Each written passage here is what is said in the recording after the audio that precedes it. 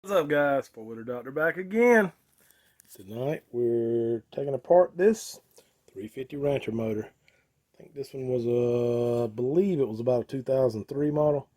All these 350 Ranchers motors are all the same, or pretty much the same, aside from the 400, but that's not a 350. So anyway, the newer body style as well as the older body style. This is the older body style bike here. This is electric shift, so I'll have some stuff to take off the front end. If you got a manual shift, you won't have to worry about that. This one's smoking bad.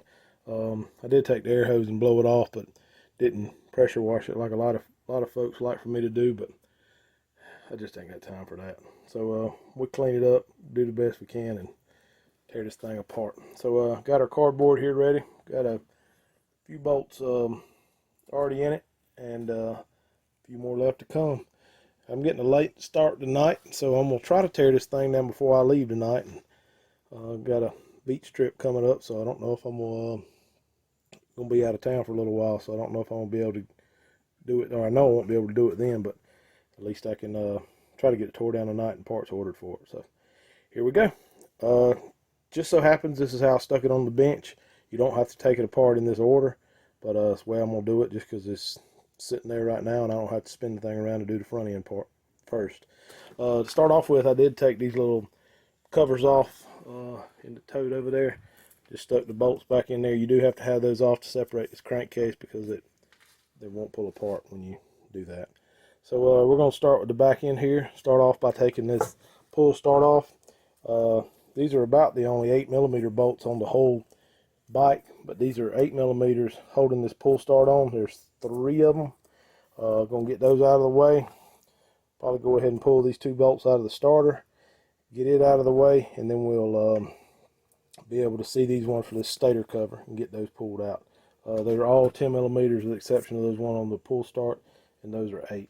To get this starter out, once you get these 2 bolts out of the back side of it, just take your screwdriver and stick in the little crack here, wedge it back a little bit. There's an O-ring in there, and once that O-ring breaks through the hole, it'll fall right out. So let me get those out, starter, recoil, and then I'll show you what the stator looks like right before we pull it off. Alright guys, I got there's 7 bolts around this stator cover. You also need to pull the recoil, I guess this is the end of the crankshaft bolt out. This is 17mm. Easiest thing to do with that is hit it with the impact. This is normal thread, so it should turn it to the left and it should come off. That's pretty tight, but you can do it with hand tools. The only problem is it's tough to hold this thing. Jam a screwdriver in there, a crowbar or something like that to hold it. Once you get the bolt loose, wiggle this thing that messes up with your recoil recoil up, pull that off, then get those 7 bolts out. It's actually got a pry point here at the top. You can stick a screwdriver in there. I'll stick these in my cardboard. I would recommend making you a cardboard for these the way I normally work it, which I didn't take this one apart like the cardboard is, but normally do the front end first, but I didn't. And then you just work your way down the cardboard, and then when you get ready to put it back together, work your way up. These are actually in the same shape, so you can keep up with the length of the bolts and all that. So it makes taking them apart and putting them back together pretty dang easy. So take your screwdriver, kick it to the side a little bit there. This does have a gasket on it, so it might be just a little bit tight to get off. It started breaking loose then. So wedge it. This is magnetized. It'll try to pull into the flywheel, so it'll be a little bit tough to pull off. Almost feels like there's a wire or something still holding. There's really not. That's just being magnetic. So there you go. This guy just bought this bike, so he don't really know what's been done to it. It's smoking obviously, but don't know what's in the bottom end. It's got a pretty bad rattle. I'm thinking it's gonna probably need a crankshaft, but I might be surprised in it not. But I'm gonna at least take the bottom end apart, clean everything out, and make sure that if there's any mud or anything in it, that it'll get gone or get cleaned out when I do this. So all right, next thing we need to take out is this speed sensor over here. Only reason you have to remove it is because there's one bolt over here on the side of this rear cover that you can't get out. Right here, it's kind of covered in mud, but you can't get that bolt out with that speed sensor on there.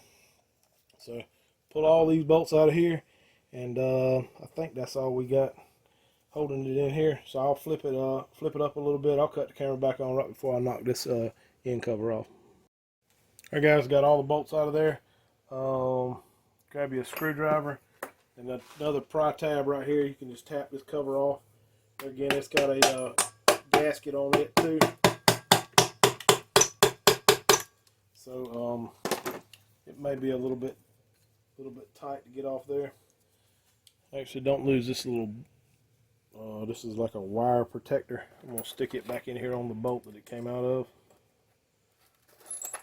All right, and I'll work my way around on this thing and pry it out a little. The difference between these motors and the newer 420 and 500s, these motors here actually use a right good many gaskets on them. Where the 500s and the 420s, mostly they have just RTV holding everything together on them, with the exception of the head gasket and all that stuff. So you do have to order gaskets for these. I will say that you need to order one, because I've run into instances before where I tried to use RTV. Did a bike for a guy one day, and he had taken it apart beforehand and put it back together wrong, and it wouldn't shift gears right and all that. So I tore it back apart for him, and he wanted it for the weekend. So I kind of put it back together and didn't really have everything I needed. It really needed another gasket in it. And he told me to just put RTV in it, because the gasket he had put in fell apart. Put RTV, and I put it back together, and the thing wouldn't crank. The shift gears were actually bound up in it. So you have to have that gasket. You had to have that gasket, at least in that motor. It was actually a Rincon, to let the motor actually turn over. So I ended up having to take it back apart, put a gasket in it, and he had told me to do it, so that's what we went with. All right, here you go. This is your cover. The only thing you need to watch for here is, in my case, the little pin here for the starter gear came out, and there's also a washer on this gear here. You can barely see it there. Sometimes they'll get stuck in here. Just make sure you got all that, and this accounted for. You can see there's a little bit of crud in the bottom end of this thing. It doesn't really look like it's mud, but it's something of a somewhat thicker consistency. So normally when folks sell these things and they're smoking, a lot of times they've been run under the water, and the people know that. That's about time they get rid of them. So that may have happened in this case. I'm not saying it did, but it may have. All right, so I'm going to pull this shaft out of here and this starter gear, throw them in a bag, pull this transmission gear and that washer, put it in the bag, as well as this output gear. It doesn't have any washers on it.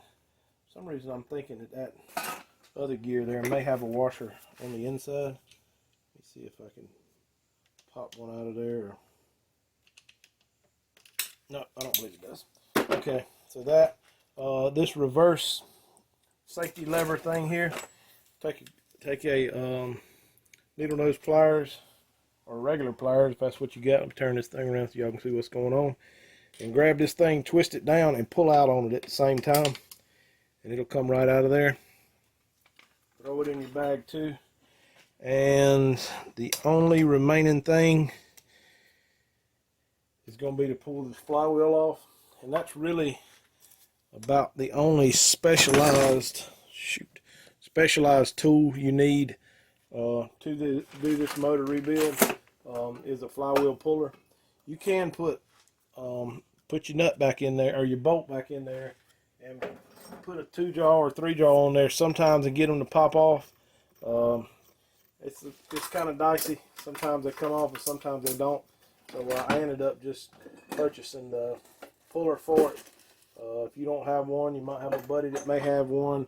If you don't have any buddies, then you can go the 3-jaw route, or you might want to purchase one yourself. So let me see if I got one here. Actually, I got a couple of them. I had one break not too terribly long ago. So screw this bolt in here. I'm not sure if it'll bottom out, but you got to get it in there a pretty good ways, or your puller won't go in there. This is what the puller looks like. This is actually one that threads on to the outside, or has some, that would be male threads on the flywheel, and this puller threads over top of that. There's something crazy, some fine thread, something big, probably 25 millimeter or 4 millimeter, something like that. So I don't think you can make a puller for this. You probably could, but not in my little town. So then you just screw that all the way down till it bottoms out, and then screw your center portion in. I'm gonna see, ain't gonna fit. I'm gonna see if I might be able to, heck, I might as well just go ahead and hit it with an impact. I know the impact will pull it off there. I was gonna see if I could hit it with my cordless impact and get it to come, but here goes nothing. Just like that. I'll go ahead and tell you, you'll probably struggle with it longer than that if you try to do it with a 3-jaw or some other means. Just sometimes having the right tools really helps. This puller I have is actually made by Motion Pro, which are they're known for having pretty good parts for ATV stuff, so it works good. I bought some cheap ones before and wind up getting what you pay for. So I think this one might be one of the cheap ones that cracked on me. I've been through a few of them. Anyway, it popped off, so take your bolt out of the center, and then your flywheel and that gear, pull all that off at one time. It should all come off together. I like to take a zip tie and stick in there to hold all the gears. Hang on, let me get out of your way here. I got to find my long zip ties. There they are. Alright, so just slide this off, and there's a little roller bearing basket there, as well as a washer that needs to go on there as well. So just take a zip tie, run through here to tie all this stuff together. Also, while you're here, you can check your cam chain. That's going to be the next thing we remove, is that cam chain tensioner. Also, you can see I don't have the thing at top dead center, which really doesn't matter. I used to set these all at top dead center before I took them apart, but I'm doing a full rebuild on this one, so it don't matter whether you get top dead or not.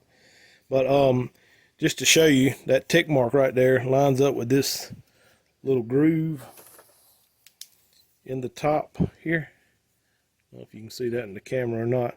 Tick mark in the groove, and then there's also a arrow right here that lines up with the 350 on that cam, and that's where you get top dead center. I'm gonna go ahead and pull the tensioner off. We won't be able to pull the cam out yet because we hadn't got the lifter cups out. The top end, we'll do the top end next. But while I'm here, I'll go ahead and show you how to check that cam chain to see how much more life you got left in it.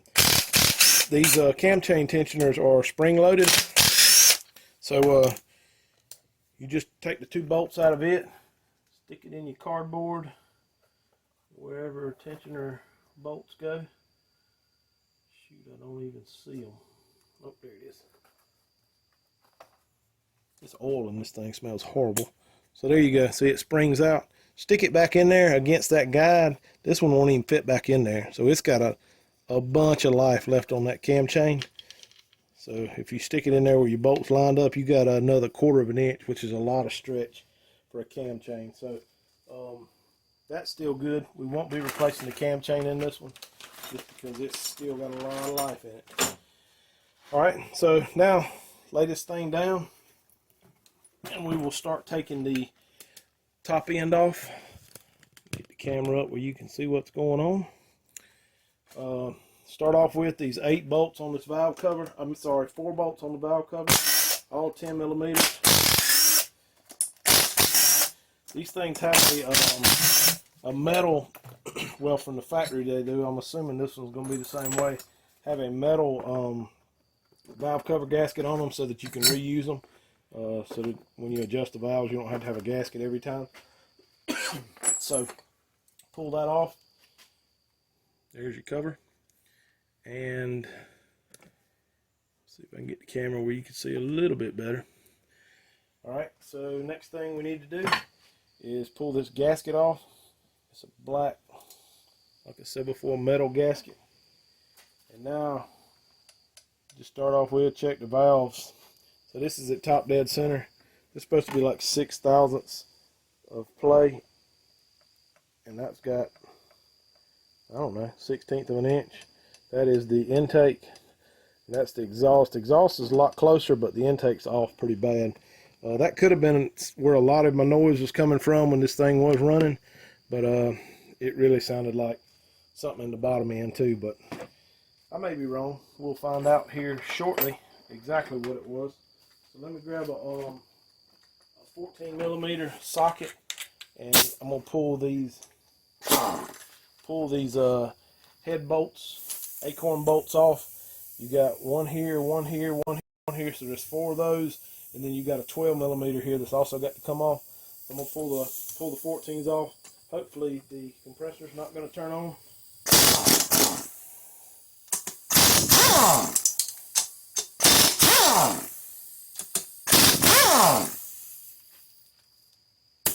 And it didn't. All of these acorn nuts have washers on them, so pull those washers out and then shove those in a bag as well. Let me grab a bag here. I just like to keep them separated, although there's really nothing on the bike to get these confused with because there's very few 14 millimeters on it. And then next we will need a 12 millimeter, one of the few 12s on this motor, to take this one big bolt out. That holds the rocker arms down, or whatever you want to call that. So we pull the rocker arms off. There they are. I'm going to shove them in the bag here too. And then the next thing we got left is the push rods. Push rods are here. Slide right out. Need a rag because they got a little bit of oil on them. Feels like they got a little bit of grit on them too, so I'm thinking this is going to have some sand in it. And don't worry about all this sand along the top here. We're going to run this thing through the parts washer. It'll be pretty dang clean when we get ready to put it back together. So the next part we need to take off is the head. I'll grab a rubber mallet. I'll try to keep from cracking any of these fins on it. Also, well, it's already missing a bolt here. There's 2 10 millimeter bolts here you have to pull out. That one's missing. That one's still in there. They pretty much just hold the head down. Kind of alignment. They can't have much pressure on them because these 14 millimeters is what really does the weight. So let me get a 10, pull that one out. These are somewhat kind of long, so they will they tend to break off from time to time. So that's the bottom cylinder bolts. Top diff. They're trying to shift. Goodness gracious, where are they at? I can't find the bolts in there. Anyway, we'll figure it out in a minute. Alright, and then your head lifts right off. Very easy. See up in there? It don't really look too terribly bad. The valves are caked up. Definitely been burning some oil. But you knew that from the smoke screen it let off when you crank it up. I almost wonder if this thing's been rebuilt before, because it really don't look that bad on the top end. Alright, next thing we need to get our cylinder off. Sometimes these things can get stuck on there. I like to tap them with a hammer. Not too terribly hard because you don't want to break any of the fins off, but then you can just lift it right up. It looks like to me the rings are stuck on this thing. Well, no, they're not stuck. They're just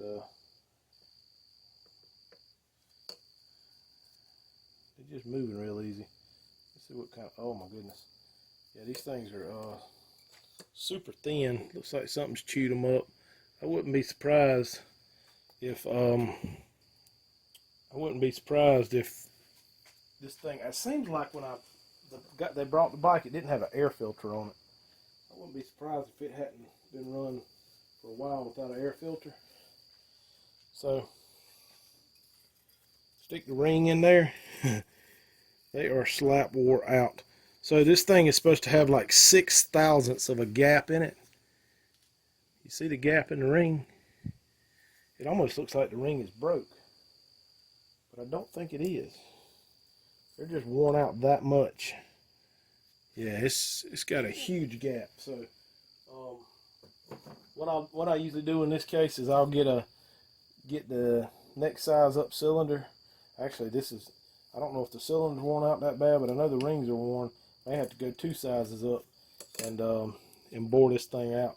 So and this has been changed before, because this is not a factory base gasket, and you can see that bolt that was broke, the stud of it sticking up right there. So all right, got that out. Now next thing we want to do is get our cam follower cups out.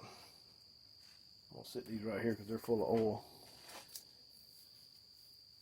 and we'll tilt this thing back toward the front end and pull the cam out of it.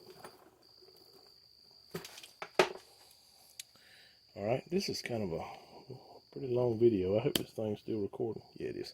All right, so to get this cam out, it's got a little holder right there, 10mm bolt. Take it out. It's got the bolt and then that little arm that hangs off of it and sticks behind the cam. So that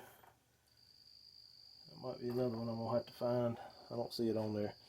And once that's off, all you do is grab the gear of the cam, start sliding it out, and it actually gets loose and comes right out in your hand. Cam don't look too bad, which I never had much problem with any Honda cam except for Rincons. They're the only ones I ever seem to that ever seem to wear out. Also, one other thing to look at, just for reference, this bike was in reverse. I mean, was in neutral when I pulled the motor out, because I rolled it around in the shop. This shift lever or shift drum here has got that notch. See where it's supposed to, or see where it's lined up with this little tab here. That's how you know it's in neutral, and also you can freely spin the gears there too. So, but we have to get that lined up on our reassembly. All right, let me flip this thing around and we'll start taking the clutches out. All right, guys, next thing we're going to do is get this electronic shift stuff off. First thing we need to do is pull this guard off. Some of you may have already removed that to get your angle sensor pulled out, but if not, go ahead and pull it off now. 2 bolts, 10mm, one here and one here. Then your guard comes right off. Hang on to that because I'm going to stick that in a bag. Electronic shift guard, and then there should be 2 other bolts left for the motor. Shift motor, that is. They're there. All right, and then grab my bag, and we'll put this stuff in the bag. So the shift motor just comes right out. It's got a O-ring in there that holds it. Actually, the whole thing's gonna come out, but yours might not do that. There's an O-ring that holds the shift motor in to this plate. Shove all that in the bag, and then you've got these gears that you also have to remove. Sorry about that. So you got the little small one at the top, the funny looking one at the bottom here, and then the big one in the center. So pull all those out, and next thing we need to do is get all of these bolts out of this top cover. There's a number of them, all 10mm all the way around. Let me get all them out, cut the camera back on in a sec. I've got all the bolts out. There was a right good many of them. So grab your screwdriver now. There's another pry tab right here. Take the screwdriver behind it, tap it with a hammer. there again, another gasket on this one, so sometimes they can kind of get stuck. Slide this cover on off. You get that. Also, one thing that's unique about these 350 Ranchers, this is one of the few four-wheelers that when you go to take this front cover off, you have to remove the dipstick. You saw where I just struggled with that. I never remember it until I start pulling it off. So you got to take the dipstick out in order for it to clear past the clutch. So there you go. A little bit of crud in there. Actually, not sure what that is, but sounds a little greedy. Also a washer here stuck inside that cover. It goes over the shifter there. Need to make sure you hang on to that. This thing, I don't know what in the world's inside of this cover here, but there's something. It almost looks like, excuse my southern heritage, but bacon grease. So I don't know what that is, but anyway, it don't look, it's not supposed to be there. So okay, you got this washer here, and then also there's two dowels here on the oil pump. They both have O-rings on them. Make sure they're somewhere. Make sure these at least stayed into the oil pump. That's where you want them to stay. If they happen to come off in your cover, pull them back off and put them in here just so you can keep up with them. Alright, so next thing we need to do, I take all of this shifter stuff out of here and put it in a bag. This triangle shaped piece with the 3 balls, the part that rides on, this thing here with the bacon grease. We'll go ahead and slide this off with the washer and go ahead and pull out this center section of the change clutch so we can access the nuts on both of those clutches. Both of them are staked. I usually take a small screwdriver or a little punch. In a lot of cases I'll use a scratch-all, which is one of these things, and stick it right there where the nut has been staked and try to pull that stake out. Sometimes it works better than others. Those are staked in there pretty tough, so I'll just end up hitting them with the impact and pulling them off there. This job here is, I won't say it's impossible, but it's practically impossible to pull these nuts off without an impact. So there again, kind of like the clutch or the flywheel puller. If you got a buddy that might have one, you might want to give him a holler.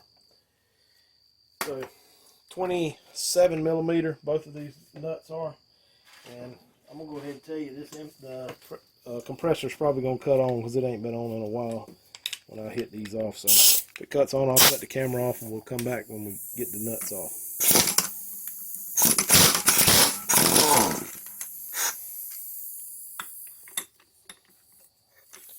I can't get that one, my impact won't get down in there, so I'm going to pull this one off. This clutch here, it's not pressed on there, but it's not the easiest one to get off either. I use a 2-jaw puller. Some people will take and tap them with a hammer, get them to come out. 2-jaw works pretty good, and it's not real hard to get off like that. Let me, I lost the end pivot point for my 2-jaw. Let me grab it and I'll cut the camera back on in a sec. Alright guys, so I got the centrifugal clutch off. Do the same thing with it that you did with the flywheel. Stick a zip tie through there. It does have a washer in there as well as a nut. That one was a little bit tough, and then my dang 3-jaw puller, I think I'm going to have to be in the market for a new one. It wasn't wanting to cooperate, so that took me about 10 minutes to get all that straightened out. Alright, so now go to the centrifugal clutch. It shouldn't be nowhere near as hard to get off there.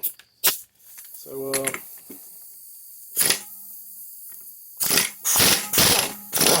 same normal thread on that nut. Still a 27 millimeter, just like the other one here. I don't think this thing's going to slide off, or it may slide off. We'll try it. For some reason I'm thinking it's going to hit this oil tube, but it's not. So slide it out. Make sure you get that little bushing on the back side. Make sure it all comes out together. There again, another zip tie through all this. It does have a washer in there as well. So you got a nut, washer, and then that bushing that goes through the back side. You keep up with all of that. Stick it in your box. There's also another gear here. We're going to have to remove these oil tubes before we can get to that gear. So we'll pull those oil tubes off next. 10 millimeters. Got a long oil tube here and a short one. All of them have 10 millimeters on them. Got a 10 millimeter there. This one here has got like a little arm on it. Really don't have to take it all the way out, but I'm going to. And then your oil tube will come right out. Make sure you keep up with the O-rings. O-rings on the end of these, and the other O-ring stayed stuck down in there. So grab your screwdriver and pry that thing out. Hang on to those. And then you got this short oil tube as well. Not sure why they put Loctite on those bolts, but they do. And it comes out same deal with the O-rings. Both those O-rings stayed on. I've got those in here, long oil tube and short oil tube bolts. Alright, and then we can finish taking our shifter stuff apart. Put it back in this bag here. This piece here just slides right off. I like to check these things. These tend to break from time to time. This actually has the upgraded arm on it. I don't know what year they started doing these, but normally it'll have just a piece of bent metal there, and that piece of bent metal will break. I've changed a few of those in the past. Got a video for that too. There's a link for it. So anyway, I'm gonna throw this in the bag, and then we'll use I'm pretty sure that's a 5 millimeter Allen head to get the that star off the end of the shift drum. See if this thing will get it.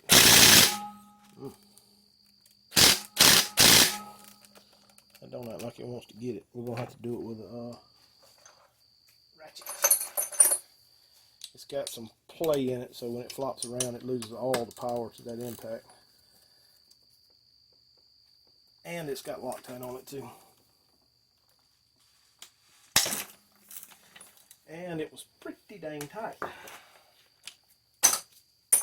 Alright, now the impact to get it off. Alright, there's your little star piece, and throw it in the bag too. Also, you got one remaining washer on this shift arm here. Sorry I didn't have the camera any closer. Actually, I probably should turn it around this way. Alright, and then with this gear, slide it off. It also has a washer on it. Make sure you hang on to that.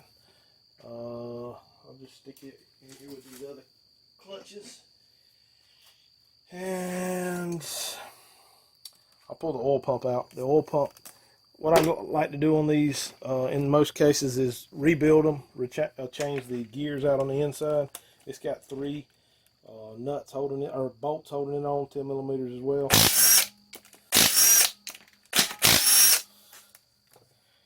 And let me see if I've got a spot for those.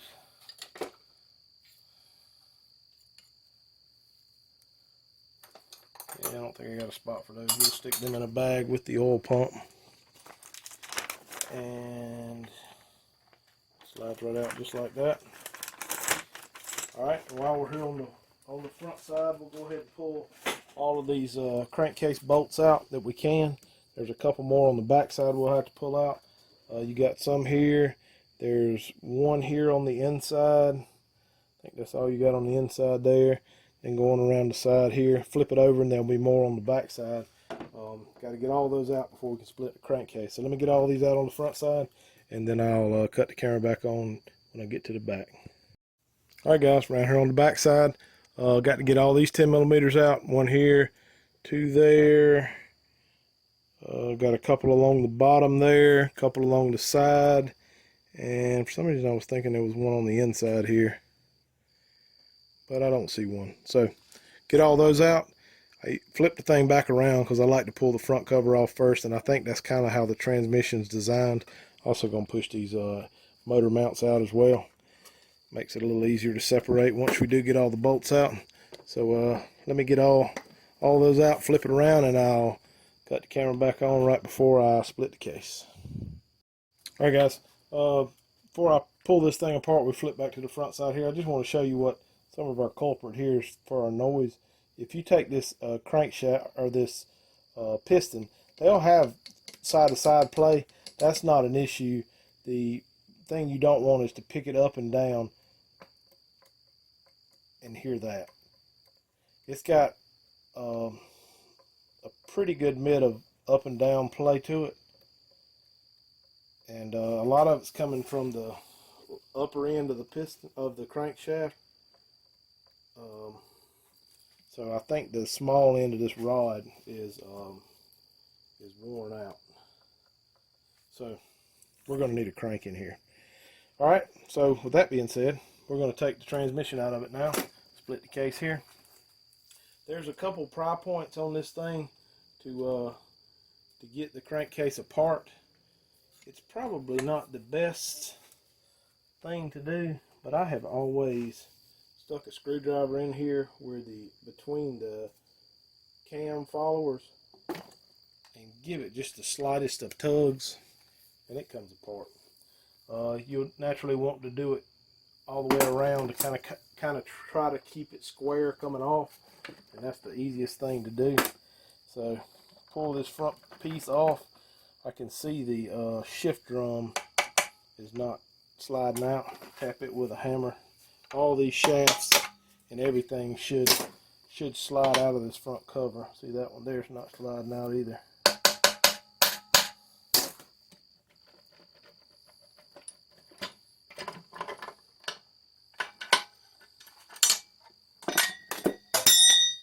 And there went our shift shaft. So we grab it. There's our cover. See if there's any washers in here. Check any of these shafts here. Looks like all the washers stayed on there. I believe in this case you only have the one. You can also kind of, just a quick look, check your oil screen. See if I can slide it out of there without it being an act of Congress. Oh, well, looks like it might be an act of Congress to get out of there. Oh, there we go.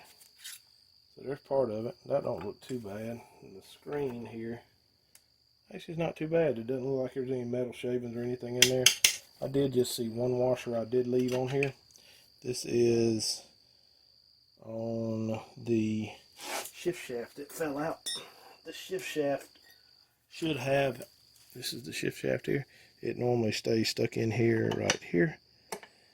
And it should have a washer on the end of it. And that washer is right here.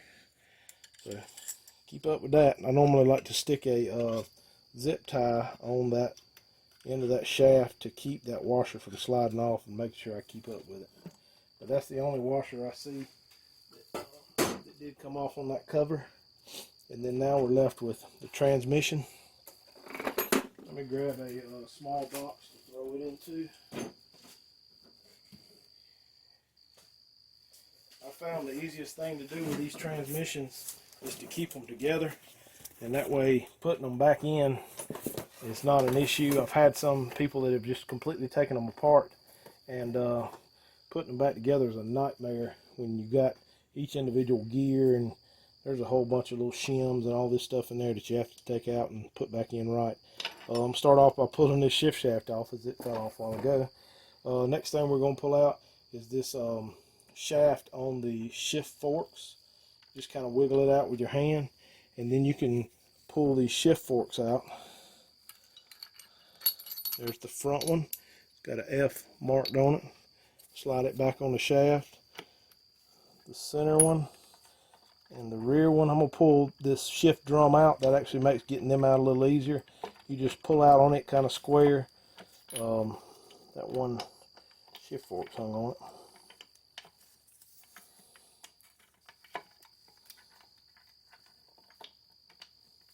There it goes. Alright, shift drum out. And then you've got your shift forks. They'll pretty much just fall out at that point. This is that one did. This is the center one. It's got a C stamped on it, and all those letters go toward the front. And then the rear one should have a RR stamped on it. Right there. Put all those back on there. Lay them in the box. I just got a small box here with some rags in it to try to keep all this stuff together, and then I keep it with my motor while I'm taking it apart. All right, next thing we need to get out is this reverse gear and shaft. Lay it in there. And then I normally try to pull the actual transmission gears out, both of these shafts out at the same time. You can kind of grab them down at the very bottom at the very last gear. You can grab with your fingers and slide them out. And that should keep everything from falling apart. Key word there being should.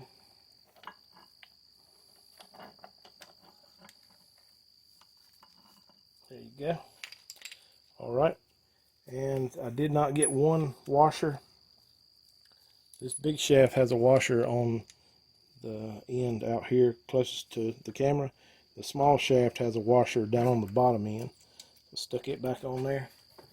And then just lay that in our box. And then the last remaining piece is this here, the output shaft. Also a huge washer on that. Slide it in the box. And now we got to get this crank out of here. Probably just going to press it out. I may end up having that portion of the video on the rebuild portion, pressing the crank out and pushing the new one back in. One thing I am going to check on here, at least while I've got it right here, is to I about need another piston pin, because this thing has got a lot of flop in it, but it doesn't feel like the actual rod's moving much. So I'm gonna go see if I can find me a new pin. There's a ton of wear on that rod. You can actually see the shiny spot in it. That could be where all the problems coming from, all the movement, but there's a good chance if you got that much play, that much wobble in the rod, that it's probably done, or in the pin, it's probably done wallered this end out, for lack of better terms. Let me grab another pin. I'll stick it in there and we'll just look at it, and I'm about done with this thing. All right, I got a new pin here. Stick it in here, lift up on it square. I don't know if you can hear that or not, but that's the big end of the rod moving up and down, and that's what'll give you a knock. If I can make that noise with it, just me lifting up and down on my fingers, you can imagine what happens when the actual piston fires and it jams it down. That's the knock you hear when the bottom end knock. So this is going to need a crank. I do happen to have another cylinder, another piston and rings and all that for it. So I'm gonna go ahead and take this thing and get it bored out, and I will do another or do a rebuild video or putting back together video once I get everything cleaned up. It's probably gonna be a week or so. Like I said, I'm going on vacation, but y'all check out my other videos, hit the like button, subscribe. Hope y'all enjoyed this one, and stay tuned for the next one.